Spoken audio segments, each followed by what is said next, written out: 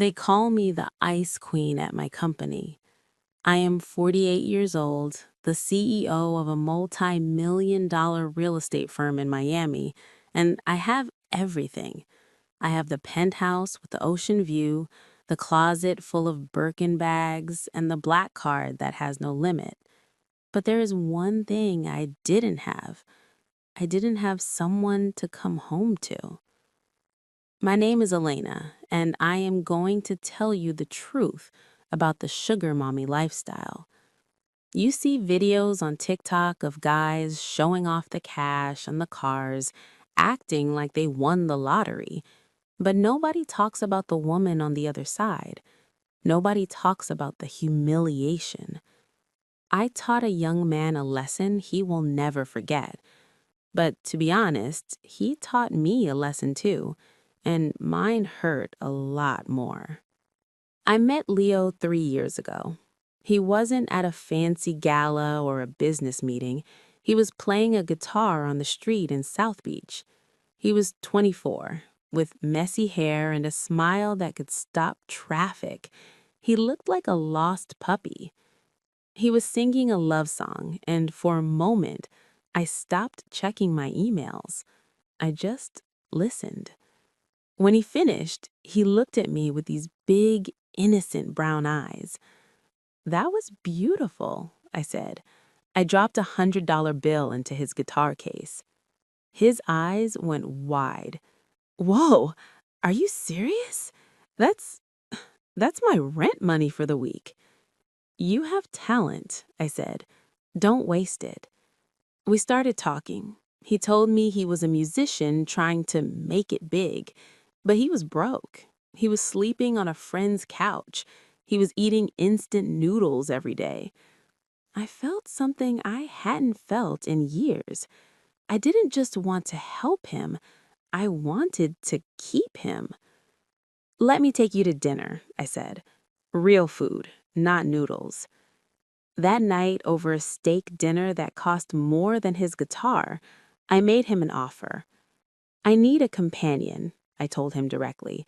"I am a businesswoman. I don't like wasting time.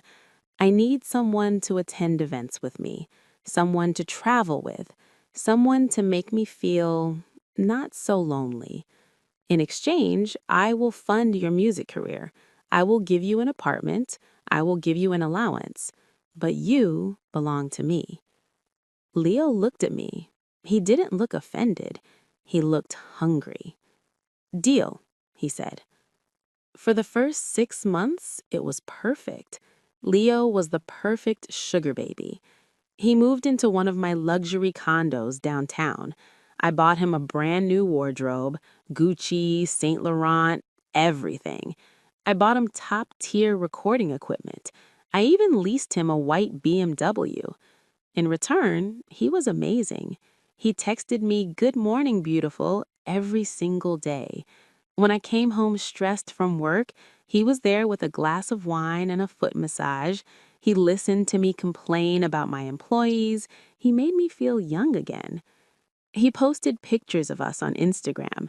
He didn't hide me. He captioned them, "My queen," or "The woman who changed my life." My friends warned me. "Elena, watch out," my best friend Sarah said over lunch. "He's half your age. He's using you for the clout and the bag." "You're just jealous," I snapped at her. "He appreciates me. He respects me." I was blind. I was so happy to have someone paying attention to me that I ignored the red flags. The change happened slowly.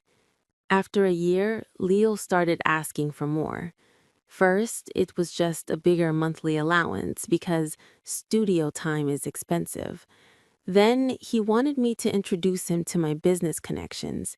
He wanted to come to my office. "I just want to learn from you, babe," he said, kissing my neck. "You are such a boss. I want to know how you run your empire." I thought it was cute. I let him sit in on a few meetings. I let him see how I handled contracts. I even gave him the passcode to my home office so he could use the better Wi-Fi. But then the vibe shifted. He started being on his phone constantly. If I walked into the room, he would quickly flip his phone screen down. "Who are you texting?" I asked one night. "Just my producer," he said quickly. "Music stuff, you wouldn't understand." He started going out late with friends. He would come back at 3 a.m. smelling like cheap perfume and alcohol. When I confronted him, he would gaslight me. "You're being crazy, Elena," he would say. "You're being possessive. I'm young. I need to have a life. Don't be so controlling." I felt guilty. I thought, maybe he is right. I am old. I am boring. I need to be cooler. So I bought him a Rolex to apologize, a $15,000 apology. He took the watch, smiled, and said, "Thanks, babe." But the warmth in his eyes was gone. The turning point came on a Tuesday. I was supposed to be in New York for a business trip, but my flight got canceled because of a storm. I decided to come home early and surprise Leo. I had keys to the apartment I paid for, obviously. I walked into the condo quietly. I wanted to be romantic. I had a bottle of champagne. I heard voices coming from the living room. Leo was there, but he wasn't alone. There was a girl. She was young, maybe 22, blonde, very pretty, and wearing the Versace robe I had bought for Leo. They were sitting on the couch, laughing. Leo was holding a stack of papers, my papers. I hid behind the wall and listened. My heart was pounding so hard I thought they would hear it. "She has no idea," Leo was saying. His voice was mean. "The old hag thinks I'm actually in love with her. It's hilarious." The girl laughed. "But did you get the client list?" "Yeah, I took photos of the files in her office while she was in the shower," Leo bragged. "I have the names of her top investors. We can sell this data to her competitor for like $50K. Plus, I got the Rolex yesterday. Easy money." "You're so smart, baby. How much longer do we have to pretend?" "Not long. Once we sell this info, I'm ghosting her. I'm so tired of touching her wrinkled skin. It's gross." I felt like someone had punched me in the stomach. I couldn't breathe. He wasn't just using me for money. He was stealing from my company, and he was mocking me. He was laughing at my body, my age, and my heart. I wanted to run in there and scream. I wanted to throw the champagne bottle at his head. But I am Elena. I am a CEO. I don't throw tantrums. I execute strategies. I quietly backed out of the apartment. I went down the elevator, sat in my car, and dried my tears. Then I made a phone call. I didn't break up with him immediately. Oh no, I waited. For 3 days, I played the game. I acted like everything was normal. I let him kiss me. It made me sick, but I had to keep him comfortable. Meanwhile, I called my lawyers, I called my private security team, and I called the police. On Friday, I told Leo I had a surprise for him. "I am so proud of your music," I told him over breakfast. "I rented out a huge club tonight. I invited all my VIP friends. You are going to perform live. This is your big break, Leo." He looked ecstatic. "Really? Elena, you were the best." "Wear your best suit," I said, "and drive the BMW. I want you to look like a star." That night, the club was packed. Leo went on stage. He looked confident. He thought he was about to become famous. He grabbed the microphone. "Hello, Miami," he shouted. "This song is for my lady Elena." As he started playing, the giant screen behind him turned on. But it wasn't his music video. It was a video recording from the security camera I had secretly installed in his apartment living room the day after I caught them.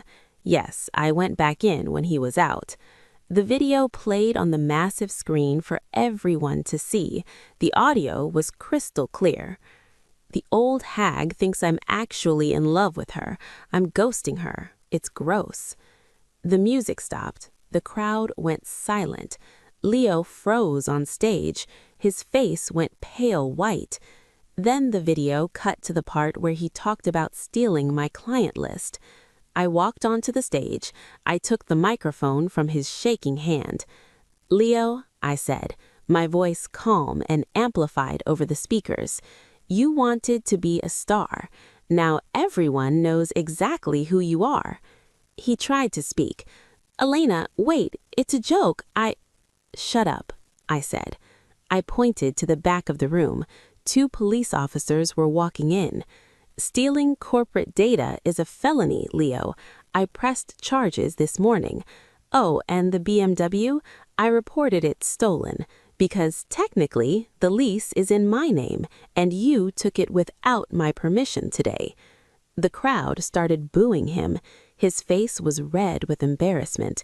He looked at me, begging with his eyes, the same puppy eyes he used the day we met. "Please," he whispered, "don't do this." I leaned in close to his ear. "You called me a hag," I whispered, "but this hag just ended your life." The aftermath. The police took him away in handcuffs in front of 200 people. Someone filmed it, and it went viral on Twitter. His music career was over before it started. The girlfriend he was conspiring with, she ran away the moment the cops showed up. She left him to rot. I got my car back. I got my apartment back. I changed my locks and my passwords. I won. I destroyed him. But that night, I went back to my penthouse. I sat on my expensive Italian sofa. I poured a glass of vintage wine. And I cried. I cried for hours.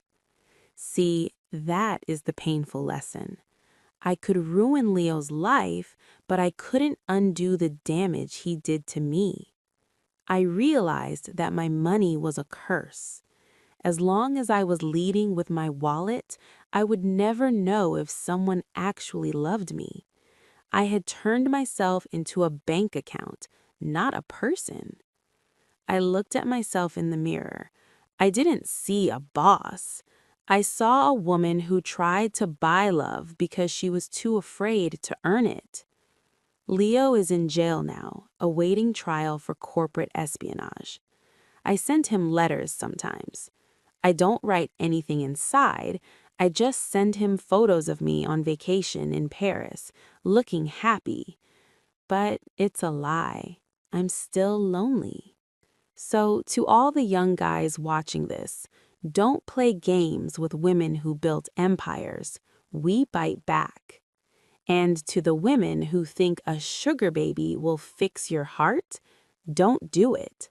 You can buy a dog, you can buy a house, you can buy a car, but you cannot buy loyalty. If you have to pay for his time, he will make you pay for your happiness. And that is a price that is too high, even for me. If you liked this story, please like the video. Share it with someone who enjoys real-life stories. Subscribe to the channel for more emotional English stories. And don't forget to comment below. Tell me where you are watching from.